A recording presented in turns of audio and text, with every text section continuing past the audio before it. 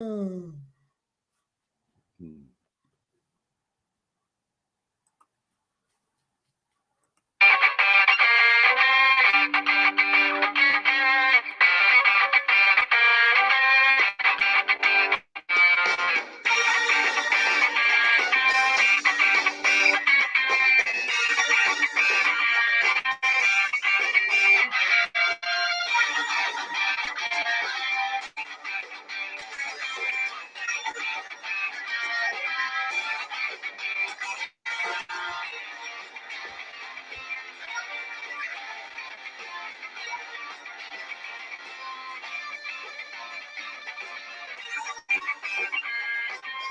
Good morning, everyone, and welcome to the Matt, Jack, and Jim This Week in Sports Show, as we're here every Sunday, 8 to 10 a.m.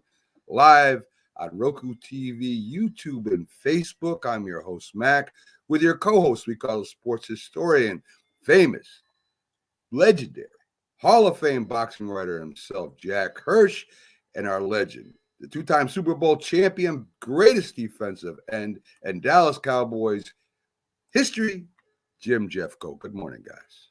Good Yeah, morning. good morning. Give Jim the glowing introduction. He has a big following. I don't. So, Well, let's shift all the credit to Jim. Jack, as you expose your sensitive side, you're going to have a bigger following. Yes. Talk about I'm riding on your coattails, Jim, in this show. Mac is too, but I'll just talk. Yes. I follow. I go on everybody's coattails out there. So, guys, we have a lot of stuff in sports as always. We got we made it to the Elite Eight.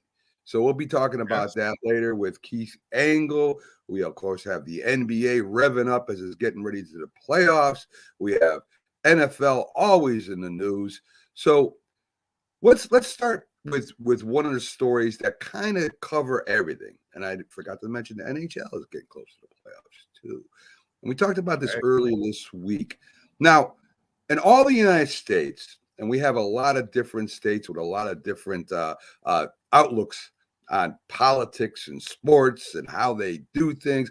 Well, New York was the last state kind of holding out with the COVID restrictions, right? No private businesses could be open without masks, and there had to be the vaccinations. And the mayor of New York came out and says, listen, I don't care about sports. It's not my major concern. My major concern is the people of New York. Very nicely said. But in a week or two, of course, he changed the restrictions with all these sports coming up. And even though he just got elected, as Jack mentioned, he just got elected. You don't want on your resume, you're the mayor that doesn't Eric Adams. Thank you for pointing out his name. That you don't want to be on the resume of you're the only a state in the union that decides, well, hey, listen, I don't care about the playoffs. I don't care about opening day. I don't care. Listen, we're going to keep our restrictions the way it is. And you're going to have to explain to businesses later why they couldn't make money off of these big things. So COVID was lifted. The Major League Baseball season will open up with the Yankees and the Mets stadiums full of fans playing, whether players had vaccinations or not. Kyrie Irving is free to play in Brooklyn, and the Rangers are free to have their stadium packed as they move towards the playoffs. So, guys, let me ask you, I mean, to me all along, and I've said this on the show a lot, this has been a very hypocritical time as far as dealing with COVID. What's good for this is not good for that. The fans got to wear masks. The players don't have to wear a mask on the field. You know, boxers breathing heavy on each other. Football players breathing right face to face. Don't need this and that. Have we put this to rest? You know, we know there's going to be other variables coming in. We know there's going to be different things with this COVID stuff. Are we finally saying this is just the flu? Let's deal with it. What do you think, Jack? Well, I think we need a little more consistency. You know what struck me yesterday? You mentioned the NCAA tournament. Watching the interview at halftime of the Duke game with Coach K and the commentator, he was practically face-to-face with her. They didn't have masks on. I mean, that was close contact. So, you know, it depends the venue where you're on. Canada, still strict with the regulations with COVID. And I think Mayor Eric Adams kind of felt a little pressure, not only because of Kyrie Irving and the Nets entering the playoffs, but because Aaron Judge, the Yankees' most popular player, hasn't been vaccinated. Would he be allowed to play home games? And I think, I think you feel the pressure after a while, even though he was just elected last November. So politically, he has a while to go until the next election.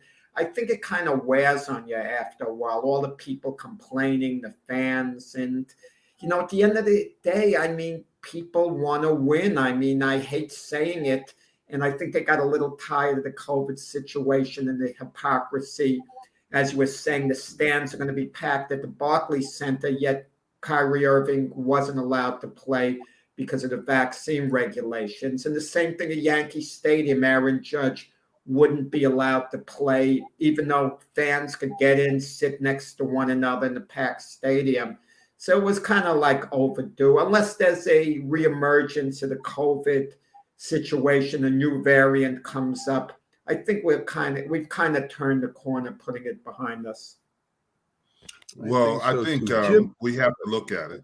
You have choices, and you have choices, obviously, to be vaccinated or unvaccinated. But if we look at it, it affected more of the older population, and that's a crime in itself. And the majority of the people who are dying were either had underlying conditions or they were older. For whatever reason, it affected them. They have a better understanding of COVID right now. It's sad, but as we get the understanding of it, we know what it does to you. And I've had COVID before, and I've been vaccinated. I've gotten all my booster shots and all that, but I still had COVID, and it wasn't a bad case. But I've seen people with bad cases, and I've seen people with underlying conditions almost die. They were on ventilators and things of that, and that's what affects you. My parents are in their 80s, and I'd be concerned if either one of them, my dad was asymptomatic. He's in a assisted living. So it affects you when you see relatives, friends get COVID, and you see a 30-year-old die of it, who seem relatively healthy. So you understand what they're doing. They're trying to protect the public. And like I said, your choice is to get vaccinated or not, but your choices also affect everybody. And I'm not saying right or wrong, but it does affect people because they don't know if you have COVID. The thing about it, you never know who has it and who doesn't. So that's just Pickles says, and I believe this is the fact, that COVID's here to stay. It's a flu. I agree. It's like just like the common flu. We're going to have to deal with it like we do the flu. Now, the beginning, a lot of people died. It was a lot of elderly people. Maybe they didn't think it was going to be as lethal as it was. I don't know. But I mean, this is going to be the real world. It's going to keep, as all flus do, is going to keep changing and growing and coming back, and that's the way it's going to be. And it's something that people are just going to have to deal with, whether you could do it without vaccinating or you need vaccinations. However you deal with it, fine. But I think for the most part, Team Jim, do players resent other players not having gotten the shot, not allowed to play? Because I know Michael Irvin, your friend with the Cowboys, he criticized the players who weren't getting shots. He was very critical of that. I mean, the guy, it's one thing publicly not to rip into a teammate, but is there that resentment in the locker room that they're trying to win and the teammates not being loyal to them by not getting the shot? Well, here's the thing: is the regulations, because if you didn't get vaccinated, then you were out for an extended period of time. I want to correct me if I'm wrong, 14 days, as opposed to if you did it, you now had a 7 to 10 day window. And that's the problem, because, when you lose a guy like Aaron Rodgers, even Kirk Cousins refused to get it, and Carson Wentz, but they were different types of teams. Aaron Rodgers proved his to his teammates. Kirk Cousins hadn't, and Carson Wentz didn't. And now They're making a stand. Beasley got cut up in Buffalo, Cole Beasley, because he refused to get it. It's different teams in different cultures because every culture is not the same on teams. Well, folks, backstage right now is Keith Angle as we turn from New York, lifting the restrictions so that their teams can play and fans can go and businesses can be open to make money. And, of course, Keith follows March Madness like nobody else, and we'll talk to him a little bit about that and something Aaron Judge said that really ticked off Jack. But let's get to Keith and the March Madness first. Good morning, Keith. How you doing? Hi, guys. How we doing this morning? Hey, Keith. Hey, Keith, how are you? Bad, not too bad. So, Keith, let me go down a little long version here of what I think about right now the teams in the Elite Eight. We talked a little bit about St. Peter's the week before. The coach seemed calm. He seemed collected, like they should be there. Big change after last game. Now, you know, to me, Keith, and this is what I was good at when I played sports and when I became a coach, was reading people and reading situations, my players, the other coaches, what they were saying and what they were doing. And I know Jim will agree with me in this point. I don't care what any level you play on. Every team pretty much is equal. They're human beings. They have their strengths and weaknesses. The coach has a scheme or a plan on a team, and the other coach does too. And pretty much it boils down to the will of them individual players and the will of that team to impose their will on the other team and get that other team messed up.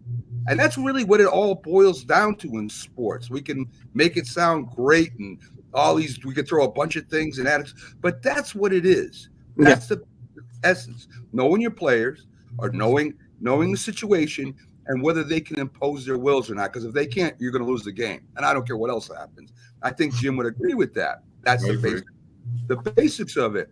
And real quick example before we get to it. We went to the playoffs. I took my team to the playoffs, and the refs were late to the game, right? So the other coach comes up to me and says, well, listen, the refs are late. Maybe we should just reschedule this to next week. I said, no. We're here. We're ready to play. We'll wait for the refs.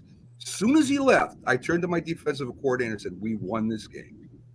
Because I knew right then that coach, for some reason, wasn't ready to play that game. And we did win. So long story short now, we get back to what I was talking about. The coach of the St. Peter's the week before, very calm. We're a good team. We love to play basketball, blah, blah, blah.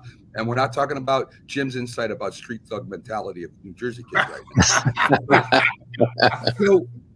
But after last game, he started celebrating. He was going crazy. What are they saying about us now? The team is celebrating. And you know something?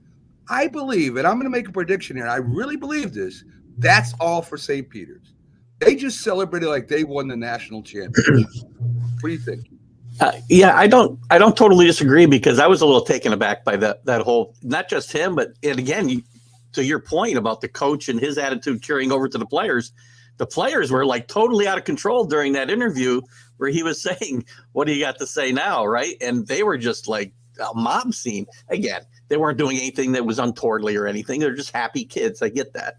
But as you said, I think a big part of their success has been his ability to stay calm, which has kept this team calm in big moments, and able to raise their game. You talk about the team and the players being able to pose their will or control the tempo of the game, I like to call it, especially in the tournament. Those teams are the most successful ones when they can control the tempo of the game. And the coach does have a lot of sway in imposing that will, as your analogy and story illustrated, Mac. So he could have totally changed the whole mantra of that team going into playing. What they playing today? Or North Carolina, who's red hot, right? By the way, Keith, they got to the Final Eight for the first time in the school's history. So no matter what happens, They more or less have won a championship. They went further than any other St. Peter's team. There's reason to celebrate. I agree with you. I'm with you, Jack. Yeah. I mean, they're the 15th seed. They're the first 15th seed ever to make it to the Elite Eight. I'm going to celebrate. I'm going to enjoy the moment because that moment is not going to come again. Yeah. And I agree with them. And everybody can say what they want. Yeah. And what was the most impressive thing going against Purdue? Purdue had a guy 7'3". Got two big And guys. I don't agree with the foul calls on them. But, I mean, Purdue was way physically. When you walked in there, St. Peter's looked like kids that were playing on the block. They were playing out there in the playgrounds. Purdue looked like men. Jim, I agree you should celebrate, all right? But there's ways to celebrate, right? I mean, the thing that made St. Peter's to me so good was, yeah, we're supposed to win. Yeah, we're here. We're supposed to be here. Yeah, we're just playing basketball.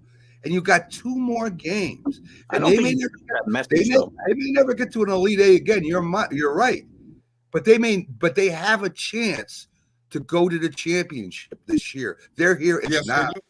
So I don't think his overall message changed that, they can win and they should win, right? But he just changed the way he delivered that message a little bit more excitable. Exactly. And they're right. Jack and Jim are right. They're playing with house money, right? I mean, there's a lot of firsts here. The first 15 seed. St. Peter's never won a NCAA tournament game before. The MAC, the league they're representing, has never been to the Elite Eight. They've never been to the Sweet 16. And if you think about it, How do you guys? How do you keep your emotions in check? Look at the United States famous Olympic hockey team in 1980. They beat the Russians in the semifinals. Yeah, amazing upset. They were going crazy, but they had to play 2 days later. But what were they supposed to do? Beat the Russians and be very calm right after the game. It's so hard to control your emotions. That's a good analogy. Yeah. But a difference. Most people don't even remember that. Jack. It's funny. The casual fan thinks that was the gold medal game. That's why he's the historian here. But it's apples and oranges. You just beat a team that beat the NHL All-Stars. You're pros. It's a little bit different analogy. The team St. Peter's played did not beat the NBA pros. So let's not. Here's the thing. Let's put an analogy of football.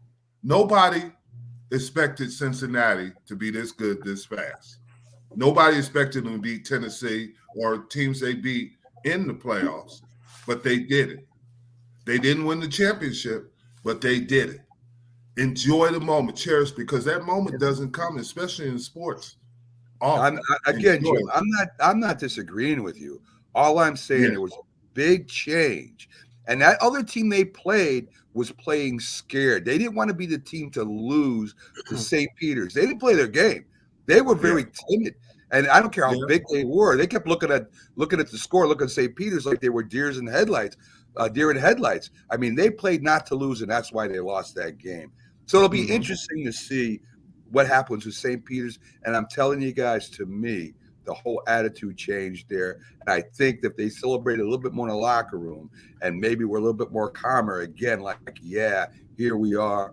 We're a good team. We play basketball. I think it does something for the team. Just my opinion. We'll see. There's a possibility he knows more than we do too, and he knows that that's what that team needed at that moment instead of the other presence. We'll find out today, right? But this is kind of personal with Mac because I talked about Connecticut and New Jersey. It's a little bit personal. Not at all, Jim. Not at all. I don't remember who they're playing. Well, anyway, UConn, I told him I'd get the UConn cheerleaders out, basketball team after. And just to let you know, before we push on the remarks that Jack and Keith made about Jim Sheffield on Friday. Hold on, back up a second. Have been safe to take. Byron was instigating. No, don't you blame Byron. Remarks made come on. Hot stir. The tape has been cut and saved and will be sent to Jim Sheffield. Thank you. Thank you. I need to see this. This story is being revised a little bit. Jim never came up out of my mouth. He started backpedaling, and after he said it, he knew what he said was tape. Well, I was going to see him on June 27th, and I thought I should get myself out of this situation. Yeah. So the other big story in the Elite Eight. The remarks were about New Jersey, not Jim Jeff. Oh my God, he's still trying to explain it. Don't worry about it, Keith. The film will speak for itself. The other big story in the Elite Eight, of course, is Duke, who seems to be playing at a different level. They're more aggressive. They're taking the ball to the hoop. They're playing aggressive defense. It seems like a different team. And Coach K, of course, this is his last year. They may be a little bit more inspired. It just looks like they're just a better team come the end of the year right now, Keith. But the last team to beat them was North Carolina, right? Yeah, and they may see him again, right? Either way, that side of the bracket is going to be an awesome Final Four matchup. You either got Duke against St. Peter's, the two best stories in the tournament. Coach K. Right. Who do you root for, Duke or St. Peter's? You have such a great, compelling story. It'd be You great. kind of emotionally want one of them to win. Who do you root for? They're both great stories. Listen, we talked Friday a little bit that, Duke, I thought, really got a huge lift at the end of that Michigan State game in the round of 32 in the second round when they had to go on a 22-6 run to win the game. Michigan State looked like they had that game in hand. And that's the kind of game that can propel a team, through the rest of the tournament. And this team's playing great basketball. I mean, Arkansas was not good last night. I mean, they shot the ball horrendously. Yeah. Duke out rebounding them. They just looked like they wanted to win Guys, more. A little question. Duke's up 9 points with 50 seconds to go, and Arkansas lets them run the clock out, basically. They don't foul. I mean, I know it's a long shot, but 50 seconds, you have a slim chance still. Maybe a very small one, but it's not really over. You steal the ball, you hit a three, they miss a couple of foul shots. I mean, crazy things could happen in that situation, but they didn't even, make the effort. 50 seconds. I mean, it wasn't like 20 seconds, 50 seconds. Well, that's an eternity in these games. As you know, they go on for 50 seconds can go on for a half an hour in these games. True. I was a little shocked too, but Musselman may have just watched his team shoot all night and said, there's nothing's happening here. So, because they were not good. They got out of their game. You talk about, again, controlling tempo of the game. Duke took Arkansas out of what they like to do, which is go to the basket and get to the foul line. That's how they win. And they played great defense, and Duke just was much better last night, much better prepared. So we got it's rounded up, I think, to be a really interesting championship, the Elite Eight, the Final Four. I think there's a lot of great stories, even if the teams don't make it. It's been a real great March Madness, really. If you follow, even if you don't follow college basketball, I see a lot of people stopping and watching. Even just casual, they're just interested in what's going on, especially with the big stories going out there. Great term. Let's turn our attention to the Yankees and Aaron Judge as they're And I kind of went off on Aaron Judge Friday. I went off on him again on. It went off on me. What are you talking about? Yeah, you too, Keith. but the Yankees are going to offer him $17 million. They want $20 million, and out of Judge's mouth, which I guess I didn't see it. Jack heard it or saw it. And they asked him, what's the, 17 million, 20 million, what's the prices? Well, I got to feed my family. Now, again, it doesn't surprise me that players today are so out of touch with people that are, the prices are going up, the cost of living is going up. People are working just to get by and struggling, maybe not paying a certain bill so they can pay another. And here's a guy that's going to make at least $17 million this year, saying he has to feed his family. What are your thoughts, Keith? Well, that's a stupid comment to make. I agree. I mean, that's a ridiculous thing to say. That does not mean I don't think he deserves to get paid. Again, you're going to pay Josh Donaldson $20 million these next 2 years, guaranteed. Who's worth more than his team, Josh Donaldson or Aaron Judge? Keith. Aaron Judge, for all the things you guys want to some guys want to say, and you're one of them, Mac, about Aaron Judge, 4 full years if we throw out COVID, he's been in the major leagues. 2 of those years, he finished in the top 5 in the MVP voting. Another year, he finished 12th. For all those people want to say, he doesn't contribute, does not on the field enough. He's had 2 years that were, again, top 2 MVP voting. He's been waiting all week to get me. Keith's been waiting. He's been waiting all week for this. Keith, he's only played 2 full years. That's all he's played. he was in the top 5 in the MVP voting both of those years. Both. How But important is He that? was hit Are we by looking a at the team in the other individual year. results or the team results? Well, the teams, they all made the playoffs, and again, he wasn't the reason they didn't win playoff games. I can tell you that. He wasn't a reason that they did win a playoff game. He Keith, played in look, all of those we're- playoff games. All of those playoff games. He played. We're talking about his comment, and your Oh, reply no, to the that. comment. Look, I'm not going to. Wait a minute. You backpedaled. You No, I said, yeah, didn't. that was not the right thing to say, but then you said, but he should be getting paid. Both $17 teams million. should be true.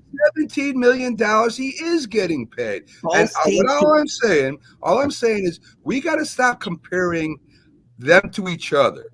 We got to start bringing them down to earth a little bit here, dude. You got to think about what you say. To be the face of the Yankees and say something like that is totally ridiculous.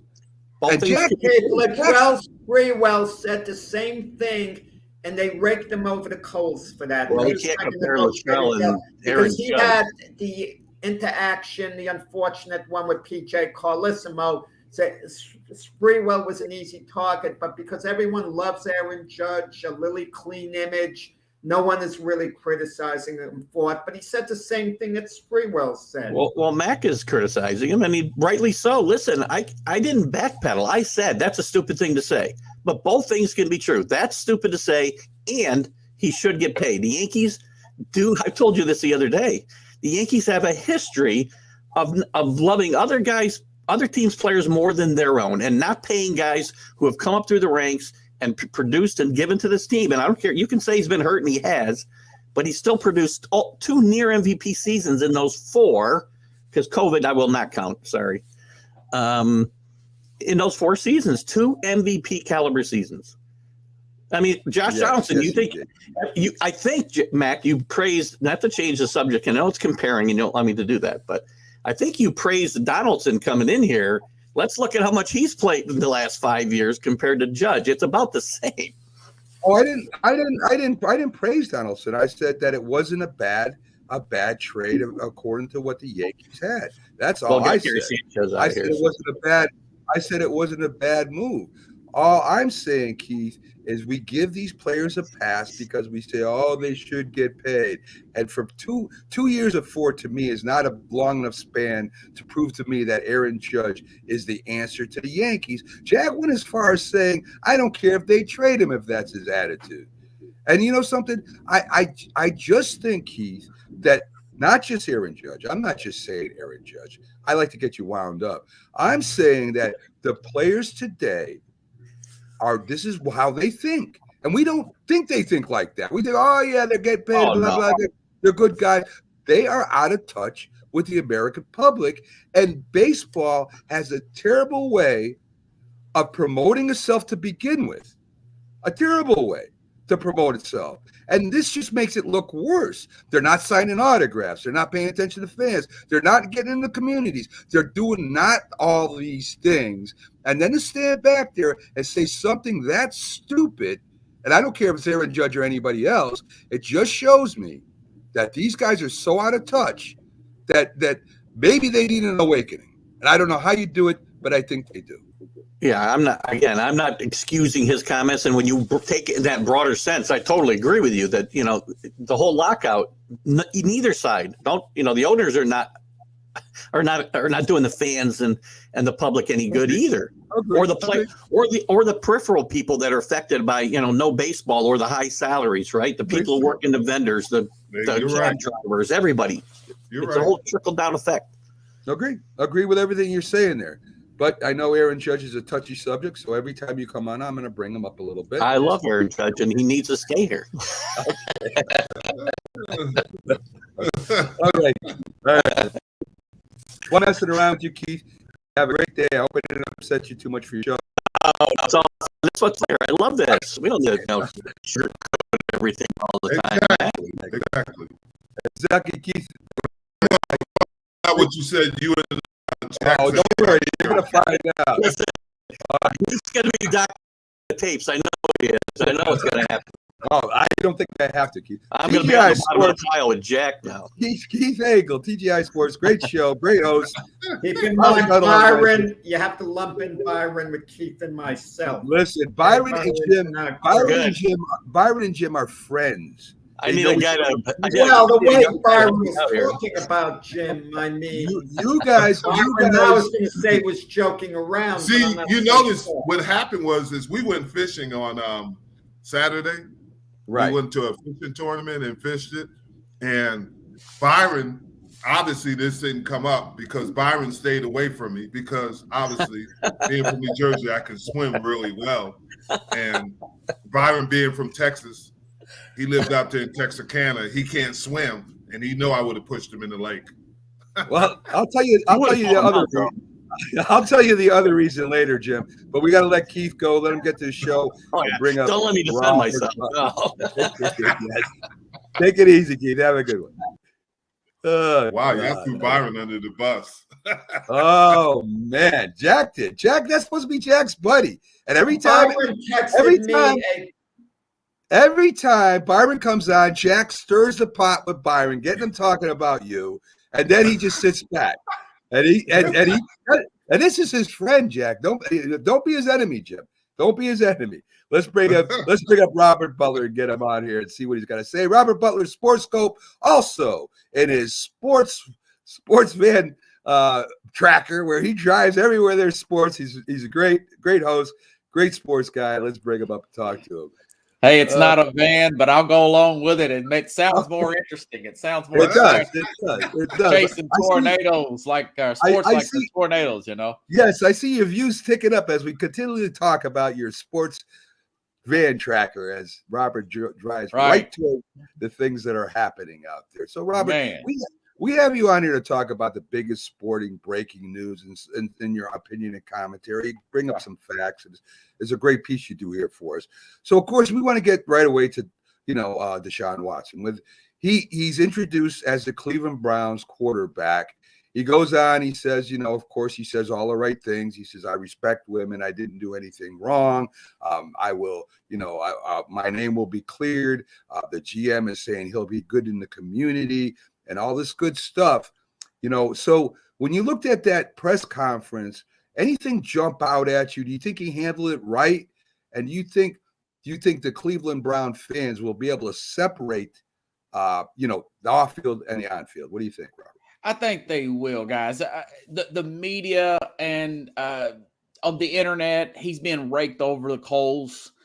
I think that people say, well, I do admit I should have did this right or that right. But he still has those pending civil litigations. I'm sure that's what his lawyer told him to say. Don't admit any kind of wrongdoing. You respect women. He probably basically wrote that. Rusty Hart and I don't know for sure, but in my opinion, he wrote that script for Deshaun Watson, and he went with that. And I think once he gets in there and starts playing, I don't think he should get suspended, but we will see. We will see. I think that it'll be water under the bridge, and the outraged crowd will move on to something else to be outraged. Guys, also 2 grand juries found him. They didn't proceed in trial. They didn't find him guilty of anything. And that's important. He didn't even go to trial for criminal charges. These civil cases, let's see what happens. Reportedly, he hasn't wanted to settle. Okay? I mean, we just assume because it's 22 charges, 22 women, people assuming that Deshaun Watson is guilty. I mean, let's wait and see. Okay. Right. I agree. Well, yeah, and I do to a point too. I think you said he was found not guilty. He was not found not guilty. There was not enough evidence. Never charged. Yeah. Right. There was not enough evidence to proceed. So this starts. We get into the season. Watson has a suspension, doesn't have a suspension, and all of a sudden there's news that comes down. Jack brought it up that these women were paid off in one way or another. Does that change the outlook on Watson, even though he may have just done that to get rid of the problem? Because a lot of people do that. They don't want the cost. They don't want the publicity. They just want the problem resolved. But what would be the perception, you think, Robert, if he pays off these 22 women? Oh, I think he's just a lose-lose as far as perception is concerned. He just needs to go out there, win games, and put it behind him, if you ask me. And in the NFL, I mean, Roger Goodell, I've been on him on my show about this for the last 2 years, but particularly the last few months. He keeps these stories in the news when they do their investigation outside of the legal ramifications. I mentioned this on my show, guys. Joe Mixon assaulted a woman on camera his freshman year, Jim. Yeah, you're right. At Oklahoma. He was a second-round pick with Cincinnati. Very similar. This assault, guys, was similar to the Ray Rice assault. He was not suspended a day, not a game, not fined, nothing. And he played in the Super Bowl last year. So where's the consistency from the NFL, guys? Yeah, Tyreek Hill. Tyreek Hill, I forgot about. Thank you, Jim. And then in the NFL. So well, what about no one's talking about Alvin too. Kamara with what happened out in Las Vegas? What's the NFL going to do about it? But this is a question: should the NFL do anything at all? Should it just be the court system? And if someone's not found guilty, they're not incarcerated. Should the NFL act up? Period. Should they, more or less be the guardians of how players behave? That's too logical. Roger Goodell don't want to do that. He's right. He's right. Well, they got issues too, because now what's happening with the owners, players are going to come back and they're going to say, wait a minute, you're going to suspend me? And look at what this owner did. Obviously, Kraft, Jerry Jones. He was charged and found not guilty. Yeah, and Snyder. I mean, Daniel Snyder. Yeah. I researched that this week. The Robert Kraft issue. He was charged, not guilty. Evidence destroyed. Ordered by a judge. They could not go public with that film with the massage parlor in Jupiter, Florida, and nothing happened. No fine. No nothing. Exactly.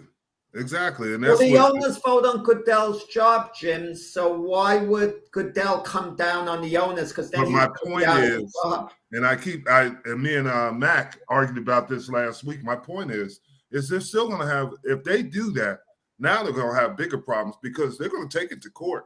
Just like what happened. They're going to say, wait a minute, we got double standards here. We're letting the owners get away with this, but we're not letting the players. I don't agree with it. Yeah. But that's just the reality of it. Well, there was no argument about whether they could if there was no signed agreement. Once you sign that agreement, regular law, the union, I was in the union before, regular law, they don't want to hear you.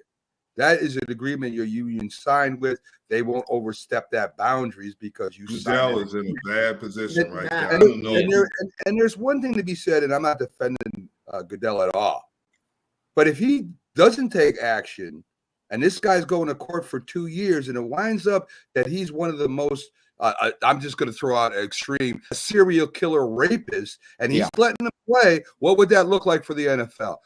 I think you've got to have some kind of, as Carlos says, consistency. You can't have one. I agree with that. But Mac, you mentioned that Deshaun Watson at the press conference, the owner, Jimmy Haslam, wasn't there. To me, that's a punk move for the owner not being there. The GM, Berry, I think the name is, a young Andrew man, Berry. He looked so nervous. I mean, I never saw, he looked so uncomfortable being there, having to answer questions. And they answered in such a generic political way where they were so vague, where it was all rehearsed. I mean, Deshaun Watson came off even actually looking better than his coach and GM. At least his demeanor seemed to be somewhat calm. But the other two, I mean, they were nervous. Yeah. Well, it was interesting about that press conference. Haslett did comment on it. And he said this was not an ownership choice. This was a football operations choice to get Deshaun in and get Deshaun Watson. And that was interesting that he said that. There you go. Taking the easy way out or covering his butt.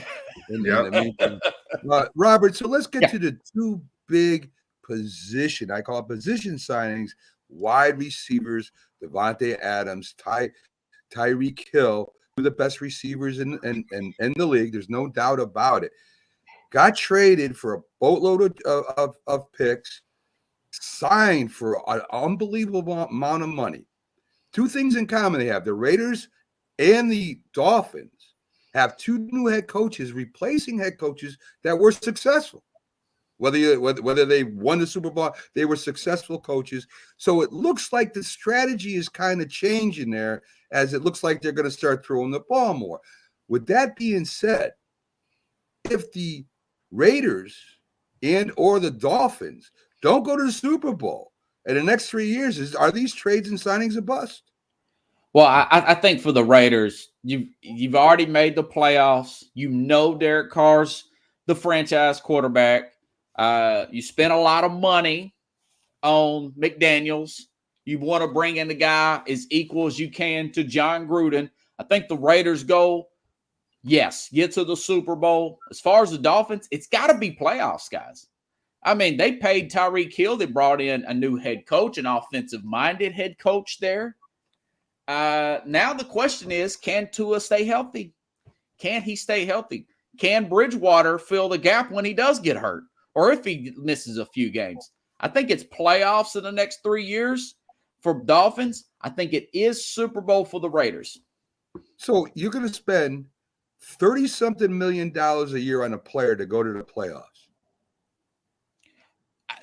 The bar's it's got to be better than what you are now, is what I'm saying. The Raiders bar, they've already been to the playoffs, so they have to get farther. Now, we talk about teams that make the big splash like the Dolphins with Tyreek Hill. And then we think, oh, what Kansas City lost that weapon. Kansas City actually improved offensively, even with losing Tyreek Hill. They got Juju Schuster, and they made a pickup over the weekend. Ronald Jones.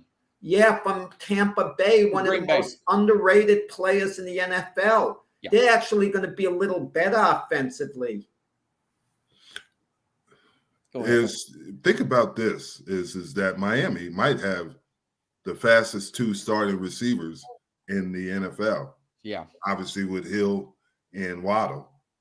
I mean, and then we forgot they got Otis Wilson, he's unique with he can do. He's similar. He's not Debo Sanders, but he can throw the ball. He can give you some trick plays in there. They got now defensively, that's the question, is going to be the question, but Miami's made all that's well and good, Jim. You still got to win on the field. And to me, if you're paying somebody $30 million, not being a quarterback, being a wide receiver, I mean, that's a lot of money. And that's a lot of money. I agree. But wow. I think what they're doing is saying, okay, Tua, you have no excuses. We got you. All on Tua. Yeah. Jim, how many games does Tua have before Teddy Bridgewater becomes a major issue? How many so-so games can he afford? Because he's not exactly in, solid number one, in a permanent type way. I think they'll give him, what do you think, Robert, about 4 or 5 games? And if they're struggling, then they're going to pull him. But I don't think they're going to struggle. I think they're going to be okay. That's going to be they'll probably make division than it was last year. We'll see. We'll see about all that. I got my doubts, guys. I really do. But there's rumors that Belichick already has got a manhole and he's got somebody in there watching him practice. And, I didn't want to say two Spygate seconds 2.0. So let's stay with football, Robert. I got a basketball question here. But let's stay with football. The Browns, of course, we know what happened with I mean, it's all over the place. I keep showing this photo to everybody. Baker is, and he's standing there with his grocery bags, wanting to get in, and they won't let him in. His wife is all mad at him and everything. So, will Baker Mayfield? Jack asked this question. I think is relevant. Will Baker Mayfield ever be a starting quarterback in the NFL again? Woo, man. Seattle's interest. Nobody wants to pay. They want to give him a prove-it-year contract, but nobody wants to pay that $18 million. Pittsburgh don't. Seattle don't. Seattle may still. They got Drew Lock. I mean, come on, it's Drew Lock. Carolina has showed interest, but they still got Darnold. from the Jets, essentially the same guy. You know, Oh, Baker Sam. Mayfield is just he was a miss. You know, he was a miss. I mean, no matter what people say, he's just a miss at quarterback. Nobody wants to pay that $18 million. It depends on who misses out in this draft coming up that's going to do something. My guess is, guys, between us four, I think Cleveland's probably going to have to eat part of that contract in the deal in the trade. Maybe No, half of it. they've got plenty of money to spend, I've seen. So what Well, the hell? they got Jacoby Brissett. They're not even having an attitude, Cleveland, to hold on to him in case Watson gets suspended, that Baker Mayfield knows the system. They already got Jacoby Brissett, so that means they're definitely moving on. They're just waiting for the best offer. You heard this first. Watson, not Watson, but Mayfield's going to get released. And you know where he's going to go? Pittsburgh. He's going to go to Well, Pittsburgh. then he would go for a cheaper rate. Yeah. Yes, they may he just will. cut him, Jim. Yeah. He will. They're going to cut him. I think they're going to cut him. I think Cleveland has they're in a bad. Everybody knows they have to get rid of that. Jim, I want to call Jim. I call Jim out on this. Wait a second. There's no room. Mike Tomlin supposedly is looking seriously at Malik Willis. Okay, let's say he drafts him. Now he has him. He has Trubisky. He has Mason Rudolph. He has Dwayne Haskins. And it's that Baker Mayfield. He's going to have like 5 quarterbacks. You know, I mean, somebody's gone. So you're probably talking about after the draft, right? Yes, Jim, in the after summer. the draft. That's what I'm thinking right now. I don't know, guys. I don't know if I would want Baker Mayfield on the Steelers, just because he just doesn't fit the Steelers. I don't think. Just weird. It's a weird thing. They want to change their offense a little bit too. Now they want to have a more mobile quarterback. Well, that's why they picked up Mitch Trubisky. So that's what that whole thing. I just think he's going. We'll see. Why not? And we'll see. And he's young enough that he could possibly go somewhere. And just like Trubisky did. Remember how we were talking about him in Chicago? All of a sudden in Buffalo, he's the savior. He's not the savior, but he sat there a year and look, he got a contract from the Steelers. So, well, if anything else, Baker could be a great spokesperson for some company anyway. So we'll see what happens with that. Carlos brings up a thing which is a totally ridiculous statement, but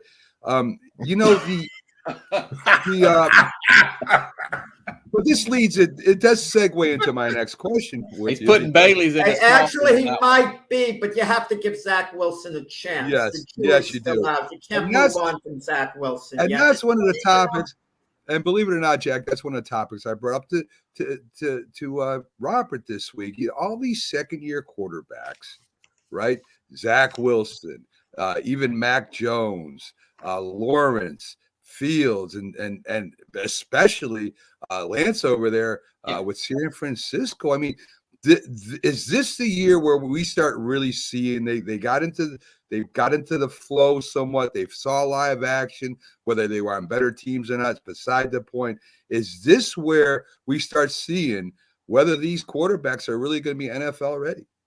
Well, we old adage, not to sound like a broken record, but players make that biggest jump, guys, from year 1 to year 2. You're right.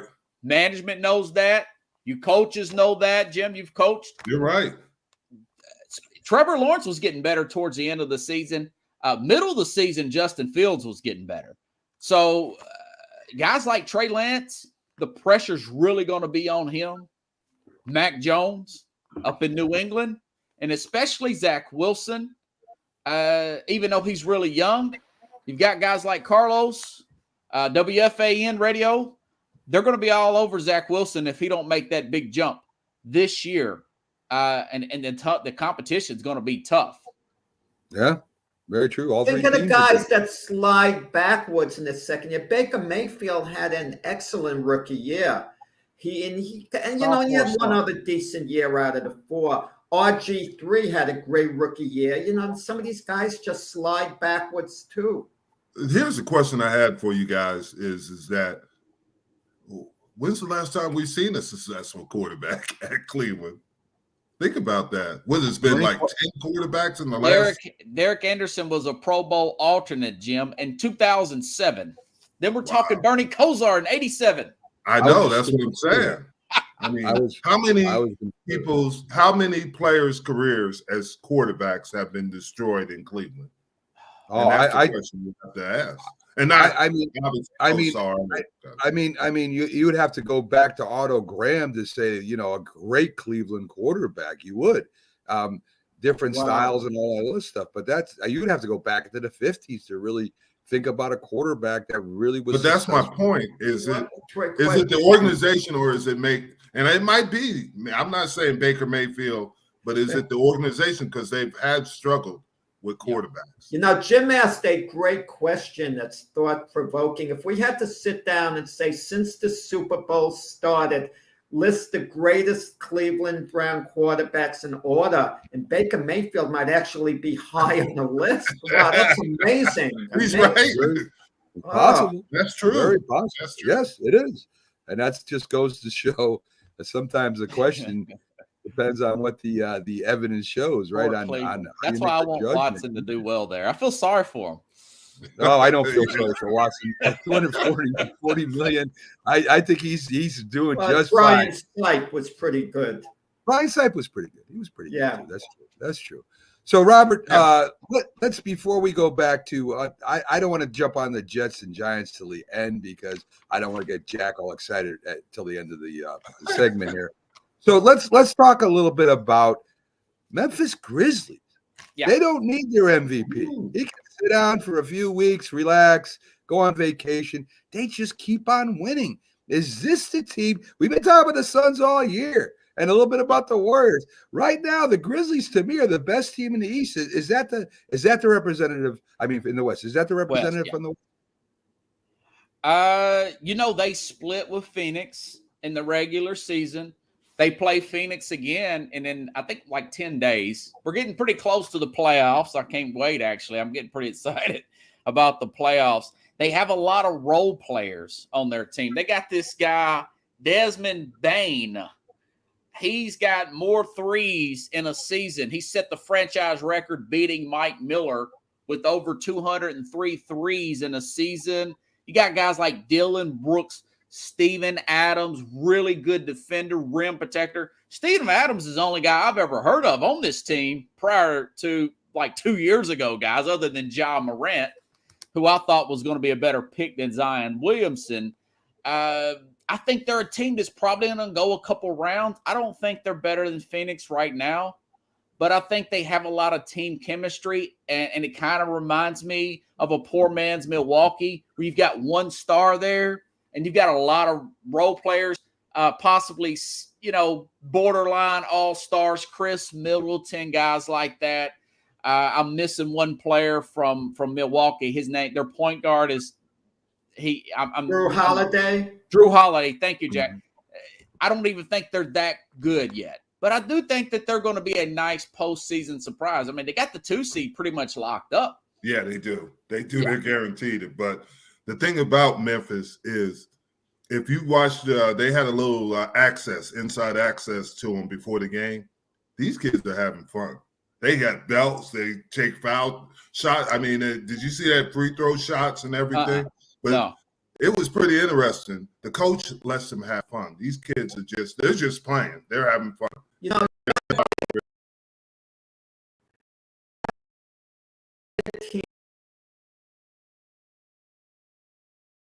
that scuffle during the timeout with Jimmy Butler, Yeah. Hazlitt, Eric Spoelstra, Yeah. the coach.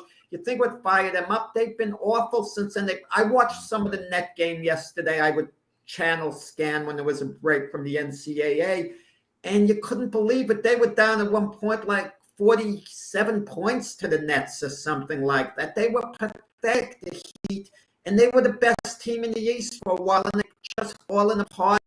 I can't explain it. It's You know, kind of interesting about that, but it seems like they're the locker room. Something is going on in the locker room, and I don't know what it is. I Yeah, think so. Yeah. Jimmy Butler's had problems everywhere he's went. He's a really, really edgy, competitive. exactly. Every game is game 7. You know, he was homeless at one time. I A know. good friend of He mine used is a huge NBA guy. And he said Jimmy Butler and he was perfect for Thibodeau, a really driven coach that pushes his guys to the limit. And I don't think he has an off switch up down there in Miami. And I guess agree. it rubs some guys the wrong way, you know? I would agree. You know, Robert, you made an interesting analogy about the Grizzlies saying they're a poor man Milwaukee Bucks team. I made the same analogy about the Cincinnati Bengals being a poor man Chiefs team, and they ended up in the Super Bowl. So that's pretty. Yeah. Hey, Robert, one last thing, just so we can give Yeah. Jack some Jets news here, because he doesn't get enough. Of course, the Giants-Jets have the 2 first-round picks. One of 3 teams have multiple first-round picks. I'm not sure that's what it was. I don't know, with all these trades and signings, it might have changed a little bit. But I think the Giants and the Jets will be picking differently. I'm not sure. I just have that feeling. What do you see for the Giants and the Jets in their their 2 first round? Let's see. You know, as far as the Giants are concerned, the mock drafts I'm looking at, a lot of these guys, your NFL.coms, they're all saying that the Giants are going to go after a tackle, whether it be Neal from Alabama or it be this cross guy from Mississippi State. One of those guys, the one that's got the difficult name to pronounce for NC State, those guys keep coming up for the Giants. So apparently the Giants cannot get it right at left tackle, running back. One mock draft, because you guys got 2 first-round picks in the Giants. This Ahmad Gardner from Cincinnati, guys, he may be the best defensive player in this draft. His nickname is like Sauce. Cornerback, University of Cincinnati. Everybody's saying Darryl Stingley from LSU, but he's had injury problems. This cornerback from Cincinnati is really good. I mean, he is a lockdown. I like him a lot. As far as the Jets are concerned, 25th in sacks, guys. 25th. Kayvon Thibodeau from Oregon. Everybody likes him. Hutchinson, every mock draft I look at from is saying Hutchinson's going to Jacksonville at number 1 or possibly number 2 at Detroit. So the Jets, some of them like this Drake London from USC, wide receiver. Mm-hmm. Y'all both shook your head on that. Everybody likes wide receivers early. Corey Davis can't stay healthy, guys. He played in Tennessee. He's always had a hamstring injury. I'm glad you took him off our hands, Jack. No offense. Yeah, you know what it is with the Jets? It's unpredictable. What is the relationship between the coach and the GM behind the scenes? I think that determines a lot, because we keep hearing in the media, well, Zach Wilson needs help. Get him a wide receiver, get him an offensive lineman. But Robert Saleh's defensive specialist coming over from the 49ers. So that's what he might want. He might want to put emphasis on defense. Like you said, the pass rush. So I think it comes down to the relationship between the coach and the GM, whether they're on the same page or whether the GM just makes the picks and the coach has to live with it. You look at your board, you take the best available player, regardless of I don't believe in need. I believe in the best player, unless, of course, it's a position like quarterback. If you have your franchise quarterback, you're not going to draft another one so high. But outside of that, you never have too many good players in the position. Right. Don't reach for a need. And as far as these defensive coaches, guys, these guys, the memo's been out there. You have to take that position, quarterback, seriously. I don't care if you're a defensive-minded head coach, if you're offensive-minded. The best quarterback in each division last year, preseason, won each division last year. The best quarterback preseason. You go from NFC East, Dak Prescott, and you go from AFC East, Josh Allen, and you go from the East to the West in both conferences. The best quarterback won the division. That's true. Got to take it seriously. Yeah. I don't know. I use the Bill Parcells approach. I just get, this guy named Tony Romo who just walked on and said, hey, just go ahead and play quarterback and don't try to become a star. And there you go. We're off and running. Robert, thanks for coming on. Love having you on every week as we discuss biggest stories in sports. Sports Scope, everybody. Check it out all over social media and look for Robert driving to a place near you if you have a big sports highlight as he tracks all the breaking news. Thanks again, Robert, for coming on. Yes, Love that having and tornadoes and the van that Yeah. don't exist, but I'll roll with it. Well, I figured a van was better than when I started off with a tractor. I Hey, kind of we'll stick with the van. That gets me All right. excited. I like. All right, cool. All right, Robert, you take it Okay. easy. Oh man. So there you go, folks. I love having Robert. We're going to take our first break for today. And on the other side, as we do on every Friday and Sunday, one of our favorite, insightful, crazy, out of control, calm guys all at once, the Philly sports guy, Jamie Pags, will be up with us. So we'll take our first break, and he'll be on right after this, folks. So stay tuned.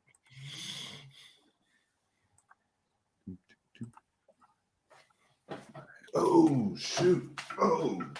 When the job is done, this guy'll be ready to dig into something mighty good to eat. How do you handle a hungry man? The man. One man vegetable beef gets a man-sized supper off to a good hot start. Good. The manhandler. If you served honorably in our nation's armed forces and you're looking for a way to continue serving your fellow veterans in your community, AMVETS. Each year, AMVETS members volunteer millions of hours at VA healthcare facilities from coast to coast, helping to improve the lives of their fellow veterans through the VA Voluntary Services Program. AMVETS posts and departments also participate in a wide variety of community service projects, ranging from Americanism in our schools to supporting the Special Olympics and Boy Scouts of America. If you no longer wear the uniform today, you can still serve through the AMVETS by joining today at amvets.org. My baloney has a first name. It's O-S-C-A-R. My baloney has a second name. It's M-A-Y-E-R. Oh, I love to eat it every day. And if you ask me why, I'll say Oscar Mayer has a way with B-O-L-O-G-N-A. Oscar Mayer, the first name in Bologna. How's that? Hi, Grandma. What's for dinner? Hey, honey, I'm making stew tonight. Ooh, can Nina come over? I'm not sure about our new friend. I wonder if there's been any drinking going on. Alcohol at her age can lead to so many bad things. I've been meaning to ask you, what would happen if someone offered you a drink? Grandma? This is hard. She's so young, but I know I need to talk to her about it now before someone tries to give her alcohol. If anyone ever does offer you a drink, I want you to say no. I have too much respect for my family, and I don't want to get in trouble. Okay. Really? I promise, Grandma. I love you too. Okay, how about tasting this stew and telling me what you think? Some children may try alcohol as young as 9 years old. It's not too early to talk about drinking. For tips on how to begin the conversation, visit underagedrinking.samhsa.gov. That's underagedrinking.samhsa.gov. This message brought to you by SAMHSA and this station. Here comes the king, here comes the big number one. Budweiser beer, the king is second to none. Just say Budweiser, you said it all. Here comes the king of beer, so lift your glass, let's hear the call. Budweiser beer's the one that's leading the rest. When you say Bud, and Beachwood aging makes it beer at its best. When you say Bud, one taste will tell you so loud and clear. There's only one Budweiser beer. When you say Bud, you've said it all. If you talk your name, we'll hear you every single time. Now we get killed. Yeah, well, Kyle's not here. How come? Kicked off the team. Didn't Tim tell you? Kyle, some other kids got caught drinking beer in the park a couple of nights ago. Really? Yeah. Zero tolerance. He's out for the season. Come on, it's a first offense, right? That we know of. But why should that matter? He knew not to drink. I've made it clear to Matt, that's what we expect from him. What have you said to Tim?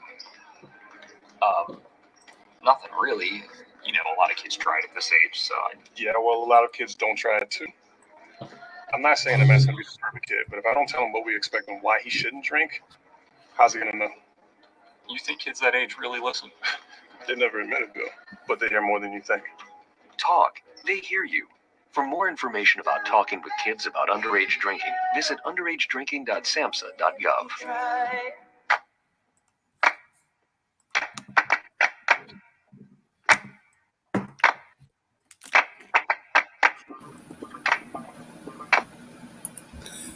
This is a presentation of Northeast Streaming Sports.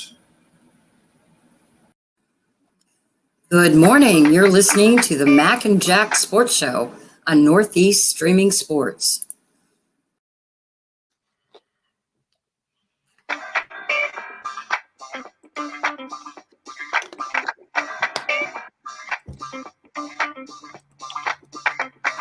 Good morning, everyone, and welcome back to the Mac, Jack, and Jim.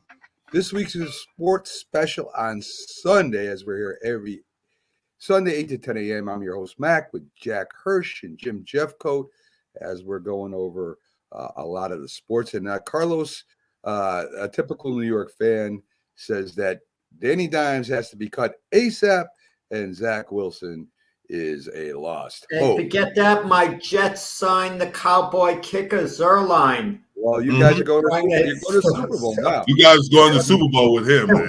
Yeah, you sure are. So and he's going to go wide left. Yes, he will. He'll do a trick play against the Miami Dolphins, and back to receive the field goal will be, because it'll be such a long field goal, will be Tyreek Hill, and he'll throw a pass, and Tyreek Hill will miss the tackle and will knock Miami out of the playoffs. That's my prediction. Let's bring up the Philly sports guy, Jamie Pags, and talk to him a little bit. Pags. Morning. That was some great insight about Zerline and how the Jets were going to knock Miami out. Yes.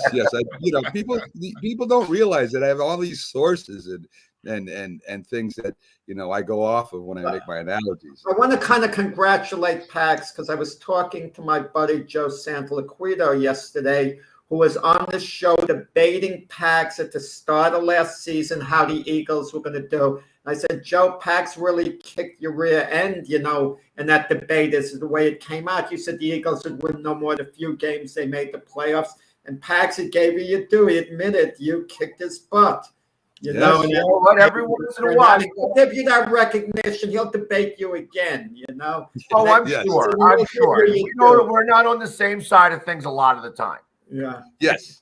So Pags putting the voice of Philly to shame in his prediction.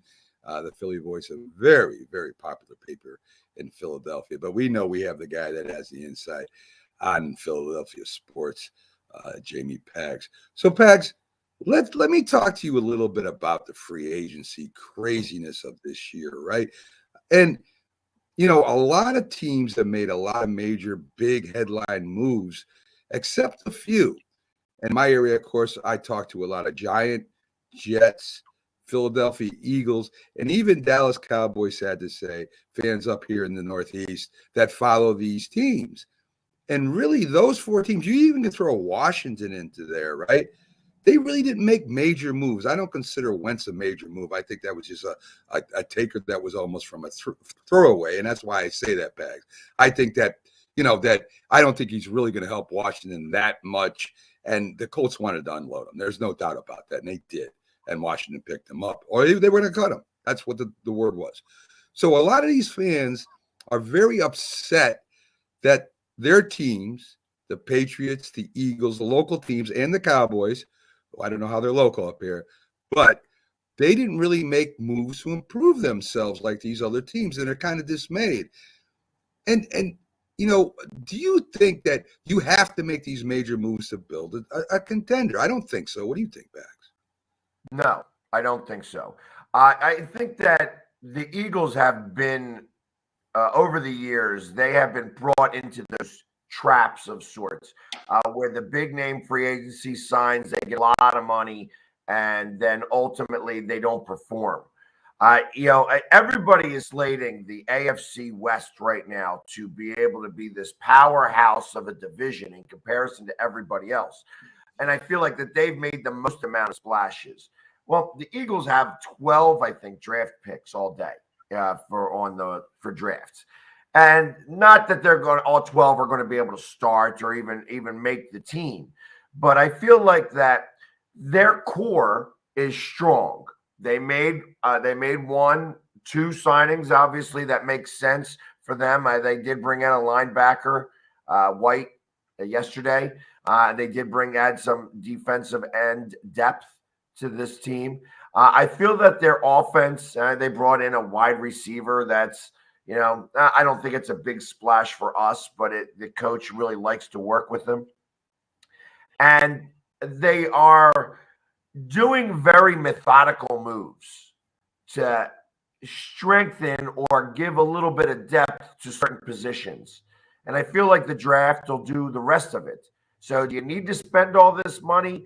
I think that right now they're resetting their cap because ultimately the Rams are going to be in trouble next year. I know that they're putting everything in for this year, and then next year they're like 180 million over the cap already. And ultimately that catches up with you, that you have to have reset seasons where you're just fixing your cap, getting yourself together, putting a good product on the field, and then moving forward. Now, obviously, they pay a lot of money to certain people to make sure that happens. And Howie Roseman is one of the kings and kind of taught the rest of the NFL on how to do this. That being said, you still have to do those resets. And ultimately, you're going to see some of these teams that have spent – the Giants are about to do a major one because they've got way too much money in way bad spots, and they're going to have to unload most of it to be able to get themselves back on track. Oh, they did. They've unloaded a lot of players, Pags. Dallas really hasn't made major signings. They've gotten rid of players. The Jets have been resetting for the last 20 years.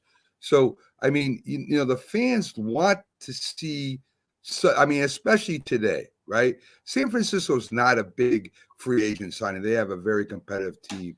The Tennessee Titans, they do make a couple signings here and there, but they're pretty much, they play close to the vest. Kansas City has come back and made some signings after they lost Tyreek Hill, maybe out of fear or whatever, I don't know. But the fans want to see, and the Dallas fans, the Jet fans, the Giant fans, the Patriot fans, Eagle fans, they want to see something because going all around them is craziness. And they just feel, hey, go ahead, Jim. No, I was going to say a lot of this, and Pags, we agree on this. A lot of this is fool's gold. Let's be honest. Unless you're that one player away from the Super Bowl. Thank you. Then you're going to pay a guy $30 million a year. And he's out, and just like we were talking earlier about Miami, we're thinking they'll make the playoffs. Does that player make that much of a difference to take up that much of your salary cap? Because you only have so much money to spend. And that's the thing. Why not build a team that has longevity in it? Because we only have a window of so many years. And that's why, Philadelphia has a window now because they're youth. Dallas is going to the end of their window because now they're getting older players. And just like Pag said, at some point they're going to have to reset. And these teams have to reset. Rams look great now, but in a couple of years, we're going to talk about how terrible they are because they're going to have to reset because of the salary cap. But they would have won a Super Bowl, Jim. No one could ever take that away from That's them. true. So they were successful with their formula no matter what. But isn't there such a thing as energizing your fan base? You make a major signing like Tyreek Hill. Everyone in Miami's excited. So, I saw something very specific. Go ahead. I'm sorry, Pat. I'm sorry. I don't want to cut you off here. No. I saw something very unique on Twitter. It was a picture of this like bazooka bullet going into a little 22 gun. And I feel like that's what Tyreek Hill is. He ain't got nobody to throw the ball yet. I'm not a big Tua fan, And I feel like that's kind of what they did. They went and got something really crazy, in a position that really wasn't of need for them. They had a couple of good receivers. They still do. Waddle was one of the best last year. And now all of a sudden you got Tyreek Hill, so you got a lot of speed, but you still ain't got the quarterback. And you got all that money now invested in a wide receiver. You gave up. I'm not exactly sure. I'd heard 5 draft picks, but I didn't see the trade, in its entirety. So I don't know 100% what it's all about. They invested all of that future for what?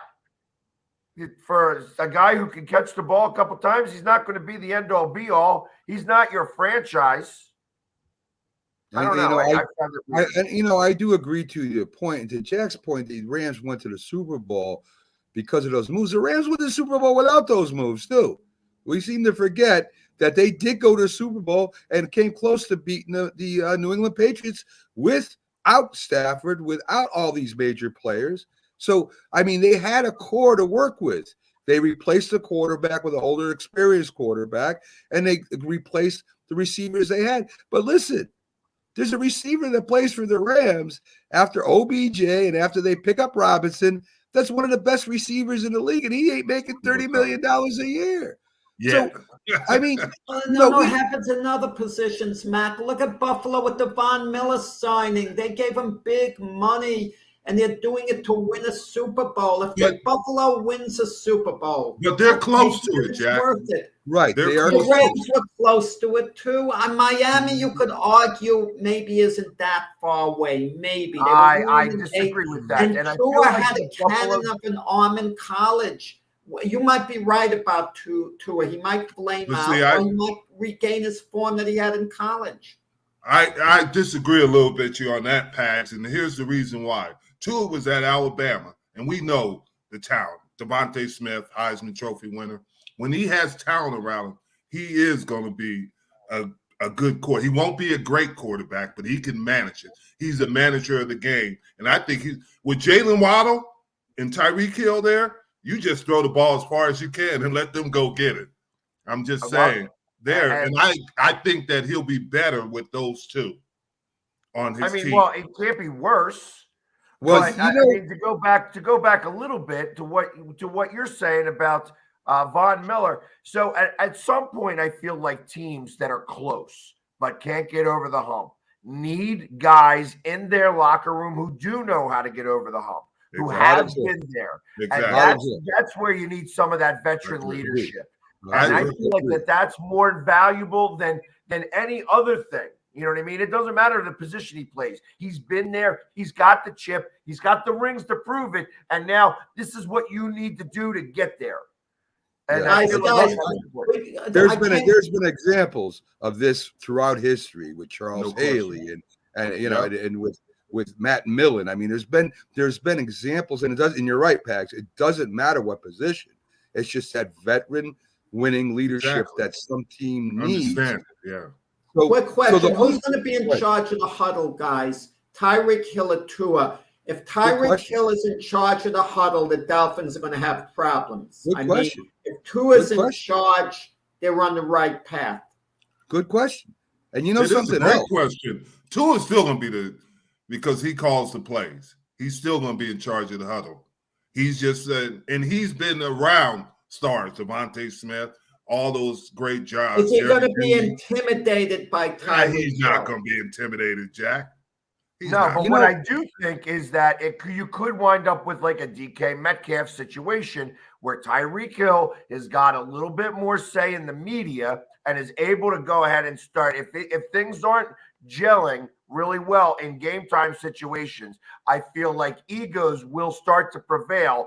And I feel like wide receivers of any other position, of any other position in football, are the divas. And they look at it. No question. The real good and ones are. You know something, Jim, as far as Tua goes, Tua could do that till he got injured. He got a serious injury. And if you watch him play like I do, he gets rid of the ball down to the check down faster than any other quarterback I see in the NFL because he doesn't want to hang in there for that last second till a guy clears. That's my concern about Tua. It always has been. That injury is in his mind, and it was a very serious injury. And if he gets hit that hard again, it might be the end of his career. And when I watch him play, he'll go to that second down check, short pass right away. He doesn't wait he doesn't take that last lead, or he doesn't take that last second where he's going to get hit. And that's the only worries I got about Tua right now. He's a very quick. I can respect that, but he has to take command of the huddle. And I think if he doesn't take command, they got problems. He is going to have to take command of the huddle. Because Tyreek Hill quarterback has was- such a big personality. That's where the problem might lie. He had the big personality in Listen, Kansas City. DK Metcalf has a big personality, and reportedly Russell Wilson kind of gave in to him a bit more than he wanted to.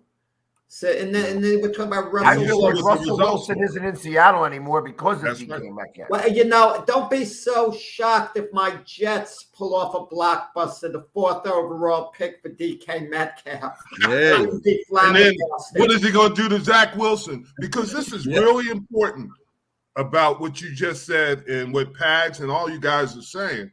In a locker room is the reason the Cowboys got Charles Haley. But Charles Haley was an interesting guy.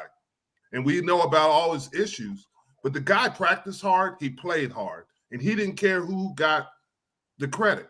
He just wanted to win. And that's how Charles was.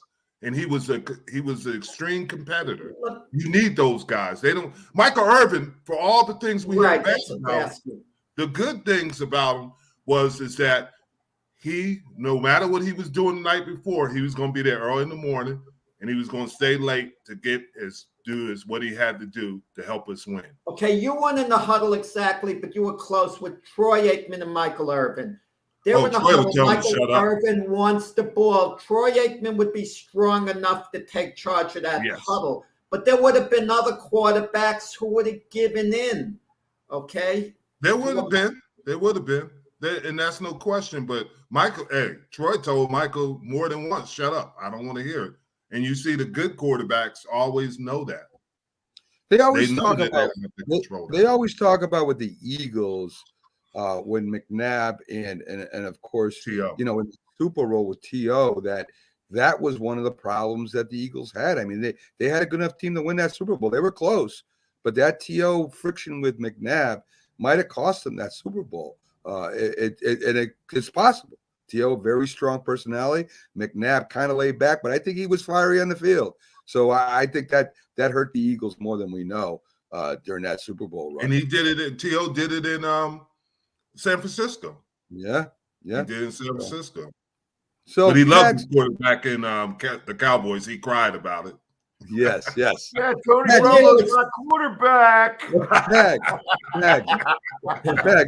Pags, Villanova moves on. That is the worst looking team I've ever seen in the Elite Eight. That team puts up 50 points, holds the other team to 12, and that's how they win.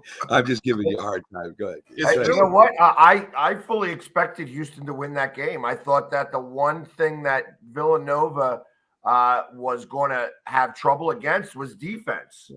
And literally he beat them with their own style. Yeah. So, I mean, to be able to say that, I mean, Jay Wright really does have his pulse to his finger on the pulse of the NCAA teams. He is able to match what the other team does and use those weaknesses against them. And that you saw that last night, that they didn't need to score 70, 80 points. And I knew it wasn't. When I saw them keeping it under 50, I'm like, that's got Villanova written all over it. If they can't get over 50 points, if Houston can't score points, they're not going to win. And that's really what it came down to, because I knew Villanova wasn't going to score points. Yeah. Hey, listen, it doesn't matter. A win is a win. I don't care how you do it. You move on, and hopefully they can continue playing good physical defense and hold them back. College basketball is called so differently than the pros.